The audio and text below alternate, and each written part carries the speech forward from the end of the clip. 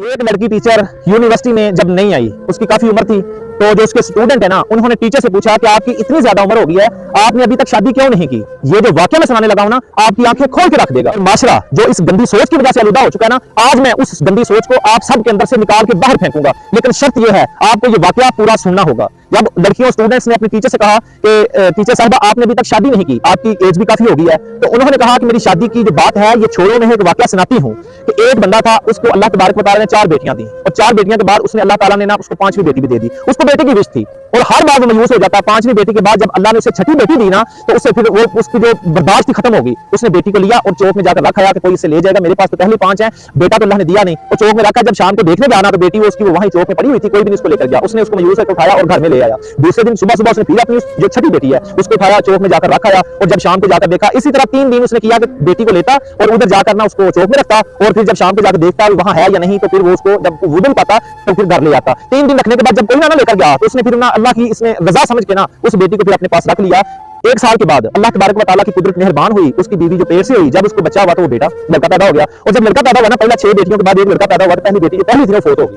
उसके बाद दूसरे साल भी अल्लाह ने उसको बेटा दिया, तो क्या अल्लाह की करनी ऐसी, जो दूसरी बेटी थी वो भी फोत होगी। इसी तरह 5 अल्लाह ने उसको बेटे दिए, जो पहली 5 बेटियां थी ना, हर बेटे के बाद एक बेटी फोत होगी। अभी उसके पास 5 बेटे और वो 6ठी बेटी बची, जिसको वो चौक में रखने जाता था, जिसको कोई ना लेकर गया, मायूस होकर फिर उसने दोबारा उसको वापस रख लिया। तो उस्तानी ने कहा कि वो 6ठी बेटी जो है ना वो मैं हूं।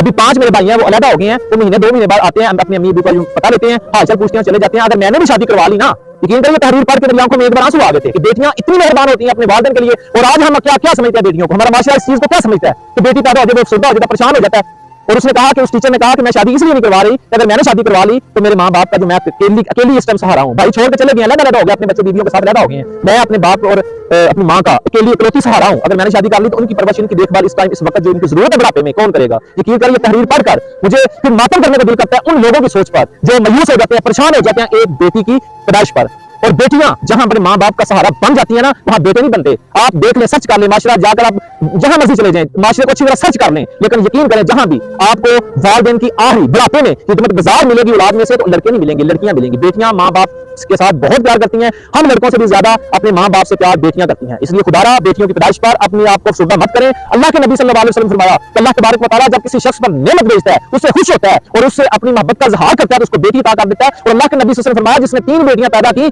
और उनकी परवरिश की सही तरीके में दीन के मुताबिक उनकी शादियां कर दी, वो जन्नत में मेरे साथ ऐसे होगा।